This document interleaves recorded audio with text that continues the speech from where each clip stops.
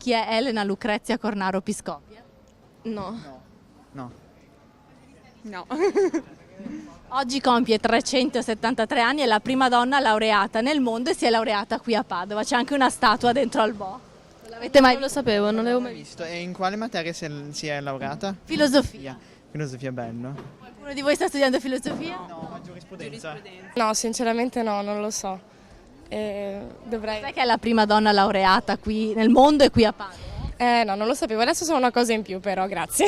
Perfino Google le ha dedicato il doodle della pagina di apertura ricordando la sua nascita 373 anni fa. Elena Lucrezia Cornaro Piscopia studiò tra le mura dell'Università di Padova, è la prima donna laureata nel mondo, figlia di un nobile veneziano. Quando il padre chiese che potesse laurearsi in teologia, il cardinale Gregorio Barbarigo si oppose. Era assurdo che una donna diventasse dottore. Elena Lucrezia però nel 1678 a 32 anni ottenne la laurea in filosofia. Non poté, in quanto donna, esercitare l'insegnamento, ma la sua tenacia fece da apripista.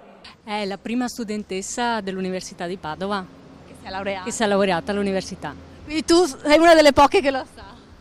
Non so chi sia, sinceramente. È la prima donna laureata nel mondo e si è laureata qui a Padova. Ah, bene, bene, mi fa piacere. Lo sapevate? No. Sai chi è Elena Lucrezia Cornaro Piscopia? Oddio. Dovrebbe essere la prima laureata qui al Bo. Purtroppo molti studenti che oggi popolano le aule del Bo non la ricordano, anche se l'università le ha dedicato una statua. Quando si laureò, al pari di un uomo, le vennero consegnati un libro, simbolo della dottrina, un mantello di ermelino e la tipica corona di alloro che ancora oggi indossano i neodottori padovani dopo la discussione della tesi. Sai chi è? Elena Lucrezia Cornaro Piscopia. È stata la prima donna a laurearsi. Oltre non vado, scusate, ho appena fatto un esame. Però hai superato anche queste. Grazie, speriamo che anche l'altro sia andato bene.